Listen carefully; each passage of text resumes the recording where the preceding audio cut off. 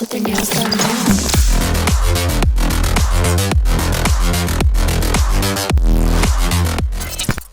Hey guys, I'm Mika Fabella and welcome to CyberPlay. This is a 3-episode series where we show you how to have an all-out gaming experience. We've prepared interviews with the pros, esports athletes, and top streaming personalities so that you're covered on all bases, whether it's your gaming performance or gaming hardware. So in past episodes, we talked to esports players about what kind of gear they take with them into matches, how they get their heads in the game, and what kind of gear they think are acceptable for training. But for today, we have got a content creator, a streamer, and an esports broadcaster to answer all of your questions so that you too can be ready for live. So get ready to take down some notes because we've got Sh1n Boo in the house. But before that, squad up, rank up, and power up your games with Smart's Free Games for All. Get 14 gig worth of data for Call of Duty, Mobile Legends, and Facebook gaming for only 99 pesos, valid for 7 days. Download the GigaLife app and choose Free Games. And because we want you to experience all-out gaming, we are giving 10 lucky winners the chance to power up with Smart's Free Games for All. Read the mechanics in the caption of this post to find out how.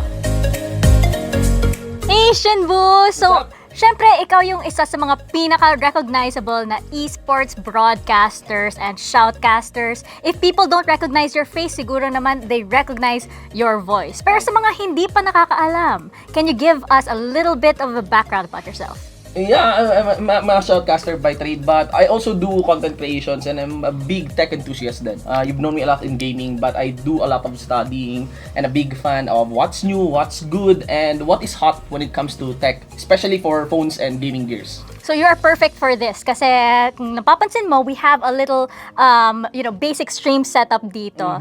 And we would like your recommendation. So syempre we have yung mga basic lang dito. We have a webcam, lights, and everything. But what are your top 3 must-haves para sa stream setup? Yeah, top 3 must-haves for stream setup. Ang ganda na top 3. You made it a top 3. Actually, let's go with the number 3 for something special. Top 3 would be, number 3 would be an overlay. Your graphics, no? I'm not talking about the peripherals first. Pero I think ang ganda niyang flavor. It gives identity for your stream setup, for the content that you are doing, and especially for the game that you are broadcasting. True. Then number 2 would be the camera. It's really integral kasi your camera is your gateway para mapunta ka dun sa content mo, doon sa stream mo. And you can be creative with the camera. A lot of streamers are not fully utilizing the power of a camera. Actually, you can just go beyond just getting your head on the game clip. You can actually like zoom out or ilayo mo yung camera mo and maybe get a better or wider view ng stream setup mo or maybe ng kwarto mo. So, it adds more to that stream, to that content. And finally, yung number 1 ko would be the headset. I would go for the headset without doubt. Now, I wanna say microphone, pero may headset Kasama na yun. Yeah, one when you can just take 2, diba? So, ayun, if I'm gonna be telling you guys to buy or prioritize something when it comes to streaming, but first, you would just go for the headset talaga. So, you can hear something. And of course, you can have, especially choose a headset na may magandang mic. Kasi very important yun when it comes to broadcasting. I didn't mention a PC, no? Tsaka phone. Kasi I feel like it should be a given. If you plan on Oo nga naman. It's kind of a given if you are playing Diba? So, ibang case naman yung sa streaming. So, yeah, you go for your overlays. Then, number 2 would be the camera. And number 1 would be your headset. Interesting yung sinabi mo about the camera. Nakikita ko nga yung mga ibang streamers minsan off-angle yung camera nila, 'di ba? Pwede din 'yan. Hindi naman kailangan na nakatutok lang sa mukha mo. And for you, for example, what is your usual stream setup? Me, for my usual stream setup, even though I'm using a lot of top-of-the-line stuff when it comes to stream setup, I make sure that the workflow process is always simple, I want to make sure na whenever I plug something and just I press a few buttons, then I'm ready to broadcast. Ayun yung magandang trade-off, especially if you are investing or spending good money, diba, to do your broadcast. Make it beautiful and make it simple and easy to do, no? So, for my streaming setup, for my personal streaming setup, I use a lot of Logitech gears back at home. But for this streaming setup, what we have here actually is, of course, the default PC1. Tapos, we also have, speaking of, diba, camera, we're using the Logitech Brio here, which is actually a wide angle, no? Webcam. It has a 90 degrees field of view, so parang ganun yung paningin niya talaga. That's actually considered really wide kasi madalas 60 degrees lang yung field of view ng mga webcam. And it also supports 4K. So, yung resolution niya, napakataas. Well, depende na lang kung kaya ng PC mo yun. Pero, that's the best part. This is the kind of camera that I would say na you could be really creative. Yun nga yung sinasabi kong you can actually take a shot not just of yourself but actually full body. You can make a full show. Maybe not just a game, di ba? Make it a segment for your show. I think you dance, di ba? Yes. Maybe, I mean, you game and you dance as well, di ba? So you can add that segment also to your gaming stream, di ba? Pwede din yan, no? Yung magsa-stretching habang nagdodota. Di ba? Interpretative dance ng mga ultimates, ng mga heroes, di ba? Then, of course, you get the headset here. We have the ROG Delta, which is actually a very and really nice headset as well. And ang ganda ng sound grade niyan. I'm very sure it has the HD sound quality. And not to mention the microphone as well. And if you use that with the ROG software, it has some add-on features pa of where you can do the sound suppression, no? Hindi mo nga kailangan mismo yung streaming app mo yung gumawa nun eh. Even the ROG one has that kind of feature because I'm actually familiar with it. So, ayan. And yeah, because I stream a lot of mobile games, I use a phone, no? So, I use my own phone here. And I connect that. For this setup, no, I'm connecting the phone using a cable on my setup back at home. I'm doing it wireless. So we did discuss the camera, we did discuss the headset. Pero syempre yung pinaka-importante, yung pinaglalaroan mo, di ba? And you know me guys, I stream a lot of mobile games. So I stream via my mobile phone, no? So what we got here is actually the Realme X50 Pro 5G, no? Which rocks the Snapdragon 865 na 5G rin na processor, no? So you know, those capable processors, actually like a little fan fact nang, no? For everyone. When you look into a phone, tapos you try to evaluate ano ba yung magandang phone talaga, no? Ay, maganda yan, sir, mataas yung RAM. Actually, the easiest way to really evaluate if a phone is strong or not is you just look at the clock speed, no? Yung clock speed, yung actual processing speed ng isang cellphone. Ganun lang din sa mga PC din, no? Clock speed. Ang PC, they actually have a clock speed of around 3.5 or 4 or, you know, yung mga super lalakas na mga PC, they rock around 4.75 gigahertz. So those are like overclock PCs, no? Ang mga phone naman, they have around 3. Pag nasa 3 na yan, ang lalakas na talaga niyan. And this one actually rocks 2.84 gigahertz na clock speed. That is very high, you know? Almost as good as a PC. Yeah. Actually, PC grade na. Kasi ang mga phone, you know, lalo na yung mga nasa mid-range and going flagship, nasa ano lang dapat yun 2.5, ganon. Even 1.5 is actually already good for the clock speed. Yan. So, para hindi kayo nalilito, kasi minsan nakakalito yung mga processors, iba-iba pa yung mga processors kada phone, no? So, yeah, the Snapdragon 865 actually rocks with a Cairo clock, no? It has a core pala, sorry. It rocks with a Cairo core na merong 2.84, no? One core actually rocks with a 2.84 gigahertz. And when we say Cairo, it has something to do with power efficiency. So may mga ganun pang bagay, no? How the processor burns through that power. And even though the battery is just 4,700 milliamp, still it has the 65 watts na super dark charging. So kahit sabihin natin hindi to katulad nung nakasanayan nating 5,000 milliampere na mga batteries from Realme, ang bilis naman mag-charge. That's very important, di ba? And of course, aside from gaming, alam mo yun, ang ganda rin niya sa main driver kasi syempre, essential sa atin yung pagkakaroon ng camera on sharing stuff with our lives, di ba? So, it actually rocks with a 64 megapixel din na camera with 20 times no na hybrid zoom. And that's really big. So, ayun. And finally, di pala siguro, talagang importante to, no? For gaming, Importante talaga part siya. of the experience, it's the screen. Yeah, the screen is AMOLED. Alam mo, ang hirap hindi maglaro sa AMOLED. So, alam mo yung kaartehan ko lang. Sobrang ganda talaga ng AMOLED. The colors are punchy. And not to mention the refresh rate rin ng screen or yung bilis ng paggalaw ng mga characters within the screen is at the 90 Hz din, no? For this phone. So, alam mo yun, it's flagship, pero beyond that, it goes really well with gaming. And just want to emphasize 5G, diba? Alam naman natin yung problema natin bilang gamers yung lag, diba? Syempre. Yung lag, diba? And of course, the most reliable form of Wi-Fi connection or speed is actually rocking on the 5G networks, diba? And I think Realme is working with Smart Signature for those SIM-only plans na will give priority onto connection, especially with that 5G capabilities nga nitong phone na to. So, ayun, I just want to emphasize this because, again, when it comes to streaming I did mention how important the camera is, the headset is, but at the end of the day, you are still playing on a device, and that device should take priority also. Yung tech mismo, of course, phone, where diba? you will be playing, diba? And nasabi nga din ni Oh My Venus and Wise, diba? This is one of their keys to victory. Pag nagko-compete sila sa Blacklist International. Oh, yes. So this is one of their keys to victory kasi syempre, yung banggit ko, yung refresh rate.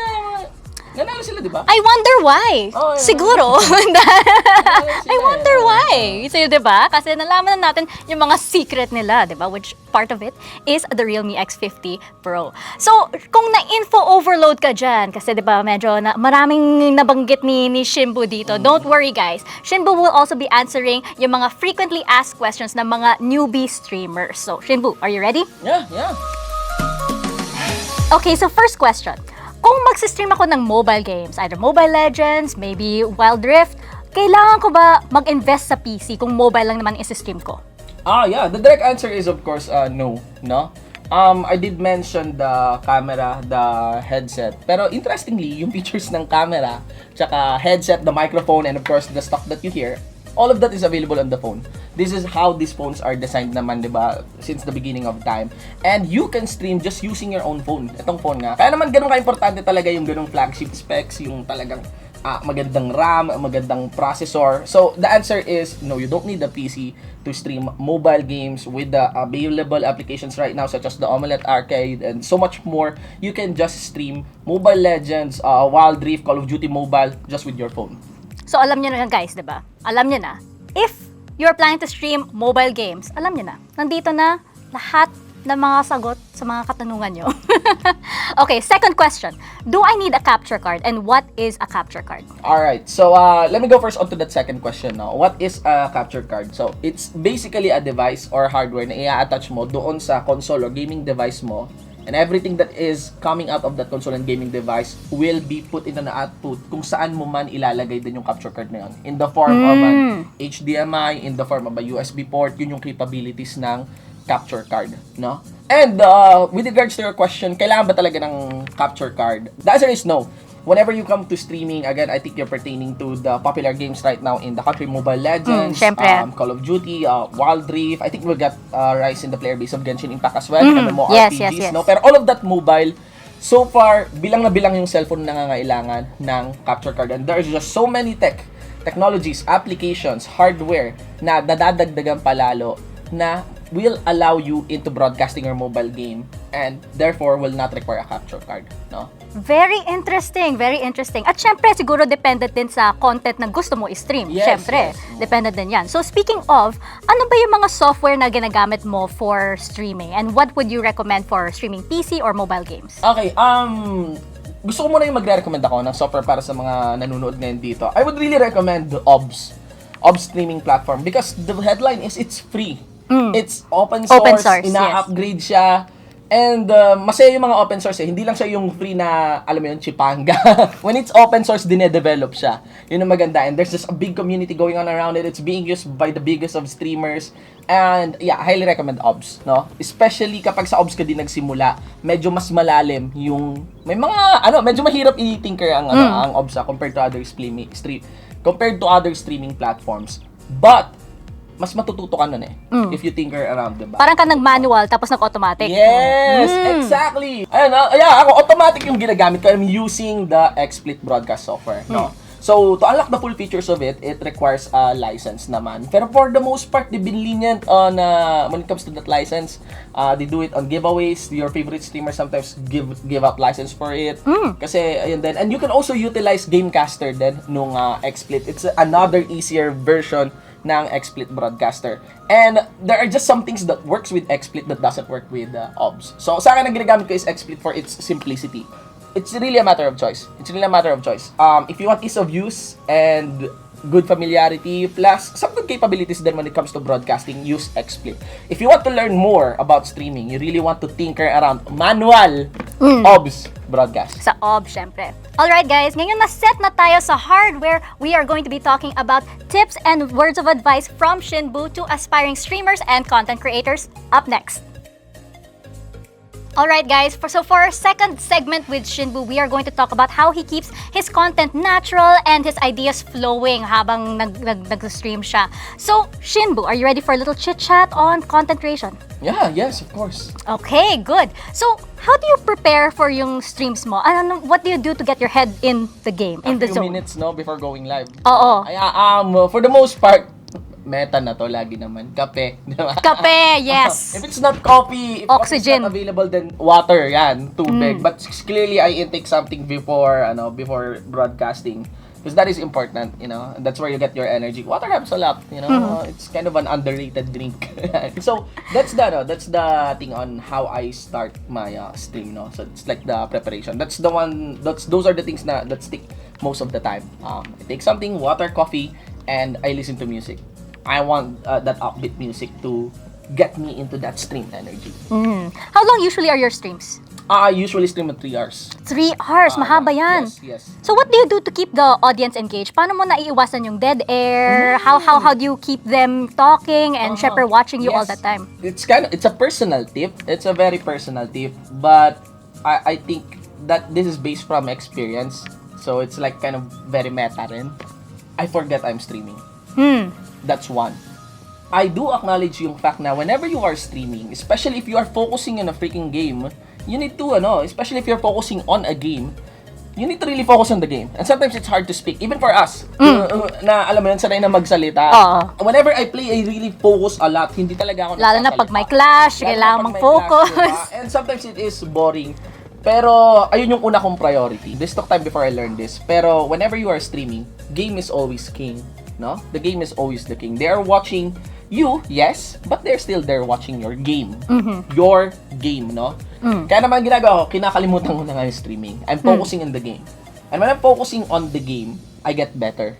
Tapos, when I'm focusing and fully invested on the game, I'm emotionally invested on the game, napapasalita ako about the game. Yes. Gano'n napapareact. Lumalabas na yung passion mo for the game. Lumalabas yung passion mo. And now I'm starting to become vocal, no? Not because I am streaming, not because for the viewers, but because of the game. And people love watching that. You mentioned din na game is king, di ba? Game is king. So right now, sinastream mo yung League of Legends Wild Rift. Yes. How do you prepare for this? Lalo na yung stream mo usually may mga in-depth guides and tips for mga players and everything. How do you prepare for that? What do you do to research? I usually do a lot of contents talaga right now for YouTube, no? Content creation. I think this could go as a nice advice as well to aspiring streamers. Whenever you stream, guys, take my advice from this, Whenever you stream, your channel doesn't grow. Trust me, your channel doesn't grow. Rather, your channel is providing something for your followers already. Kunyari, you have 1,000 followers and when you live stream, supposedly, dapat yung 1,000 na yun yung manonood sa'yo. Pero if you want that 1,000 followers to go up, become 2,000, become 3,000, 10,000, especially for the big numbers na, then you need to create those evergreen contents. Yung mga evergreen contents, yun yung, I just stole that term from someone, no? Yun yung mga contents na papanoorin ulit-ulit or hahanapin or matatagpuan, yan, evergreen, matatagpuan kapag may hinanap silang certain topics. That's why I love creating guides, no? It's difficult, it's hard, it's a new craft, especially I edit my own videos, ganon. Pero those kind of contents are the ones that will make your stream grow, that will make your stream audience grow, no? And siguro kaya ako rin siya kinakayang gawin because I just really love the game and halata naman sa akin. I talk a lot about teaching people stuff, especially when it comes to gaming, 'di ba? Ang daldal. So, it's like a channel na rin sa akin or like nalalabas ako ng energy ko, yung guides, yung contents na ginagawa ko. And that way, I became prepared whenever I play, before I play Wild Rift. So, siguro to return to your question of how do I prepare, especially if I'm streaming LOL Wild Rift, I just love the game a lot. So that's the thing, no?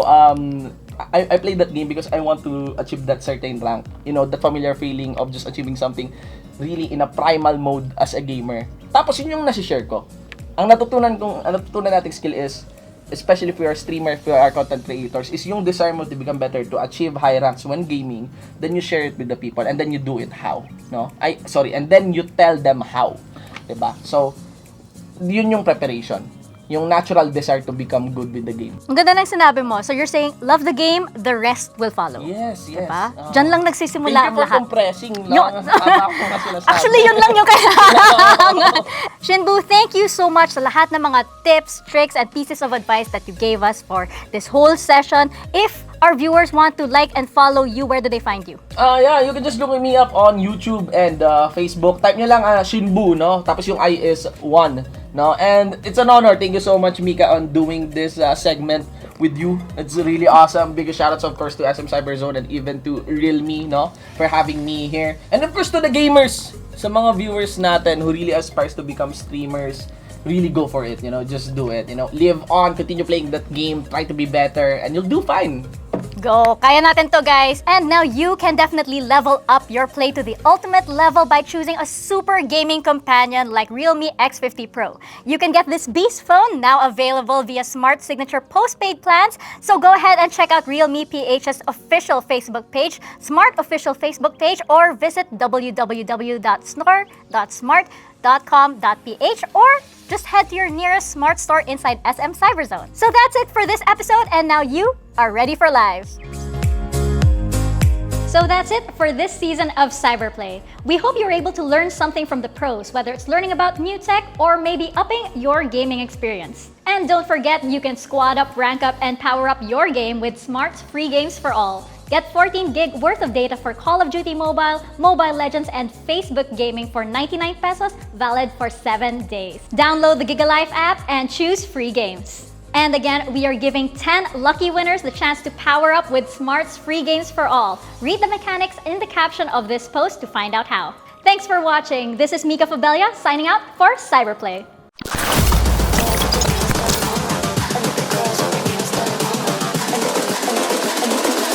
And the girls with their nails done now.